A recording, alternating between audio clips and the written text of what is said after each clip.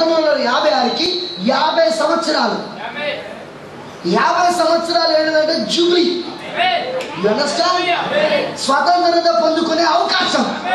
మీకు గుర్తుందా? సునాద సంవత్సరం తెలుసా మీకు? శృంగధ్వని వినబడుతుంది. ఆ శృంగధ్వని ఎవరైతే వింటారో, ఆ బూరధ్వని ఎవరైతే వింటారో, ఆ సునాద సంవత్సరం 50వ సంవత్సరమే సునాద సంవత్సరము. అప్పుడు బానిసలుగా ఉన్న వాళ్ళందరూ విడుదల పొందుకోవచ్చు. పోగొట్టుకున్న స్వాస్థాలు తిరిగి పొందుకోవచ్చు. అవకాశం దేవుడు ఇస్తున్నాడు. అది వాళ్ళకు 56 సునాద సంవత్సరం. అర్థమైందా? మీకు తెలుసుగా 7/49 ప్రతి 7వ సంవత్సరం విశ్రాంతి సంవత్సరం. ఎలాగైతే వారంలో 6 రోజులు పనిచేసి 7వ రోజు విశ్రాంతి తీసుకోవాలని చెప్పాడో, అలానే 6 సంవత్సరాలు పనిచేసి 7వ సంవత్సరంలో పంట పొలాలు వేయకూడదు, వాటిని వదిలిపెట్టాలి, భూమిని అలానే వదిలిపెట్టాలి. అది విశ్రాంతి సంవత్సరం. అలా 7 సార్లు వచ్చిన విశ్రాంతి తర్వాత వచ్చే సంవత్సరమే 50వ సంవత్సరం. 7/49 49 సంవత్సరం తర్వాత వచ్చింది 50వ సంవత్సరం. అదే జూబ్లీ సంవత్సరం, అదే సునాద సంవత్సరం. ఓకేనా? అర్థమైంది అందరికీ? ఈ సునాద సంవత్సరం ప్రత్యేకత ఏంటి బ్రదర్ అంటే, ఇప్పుడు ఒకడు అప్పు చేశారు. ఆ అప్పుకు వాడు ఏం చేశారంటే, వాళ్ళకున్న పొలాన్ని వేరే వాడికి తాకట్టు పెట్టారు. ఒకరి దగ్గర డబ్బు తీసుకొని జీతగాడైపోయాడు, బానిస అయిపోయాడు.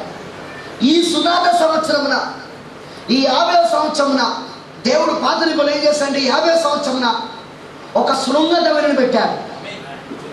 ఆ శృంగధ్వని విన్నప్పుడు, ఆ బూరధ్వని విన్నప్పుడు బానిసగా ఉంటున్న వీళ్ళని ఆపకూడదు. ఎందుకంటే ఆ ధ్వని విన్న వెంటనే వీడికి బానిసత్వం నుండి విడుదల వచ్చింది. అలానే ఇంకొకడు పొలాన్ని పోగొట్టుకున్నాడు. తెలుసా మీకు? నేను చెప్పాను, పొలాన్ని తాకట్టు పెట్టాడు. ఇప్పుడు 50వ సంవత్సరంలో వాడు ఎప్పుడైతే వింటాడో, ఇప్పుడు వాడి పొలాన్ని వాడు తీసుకోవచ్చు, డబ్బులు చెల్లించకుండా, ఫ్రీ ఆఫ్ కాస్ట్. అర్థమైందా? ఆ పొలాన్ని తాకట్టు పెట్టుకున్నవాడు ఎవరైతే ఉన్నాడో వాడు ఆపకూడదు, వాడికి ఇచ్చేసేయాలి. ఆమేన్. ఒకవేళ ఎవరైనా బానిసగా ఉన్నవాడు స్వతంత్రులు పొందుకోవడానికి ఇష్టపడలేదనుకో, వాడికి ఏం చేస్తారంటే వాడి యొక్క చెవుని పొడుస్తారు, రంధ్రం చేస్తారు కుదురుతో.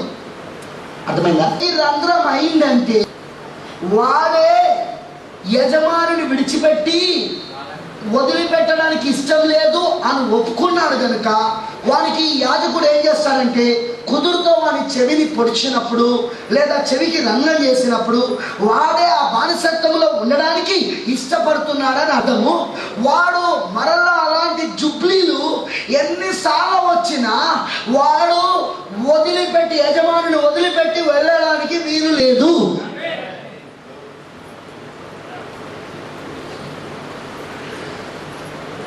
ఇప్పుడు 1956 నుండి 1956 ప్రవక్త అన్నాడు, ఈ దేశానికి ఇది జుబ్లీ కాలం, సునాద సంవత్సరం ఇది.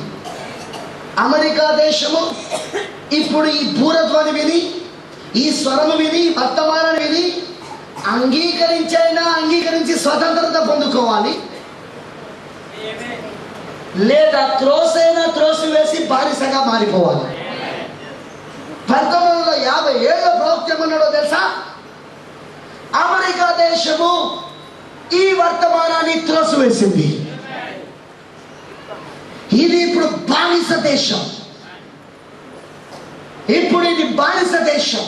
ఈ వర్తమానాన్ని అమెరికా దేశం త్రోసివేసింది, తన జూబ్లీని త్రోసివేసింది. అందుకే నేను ఇప్పుడు అమెరికా కోసం ప్రార్థన చేయడం మానేసిన.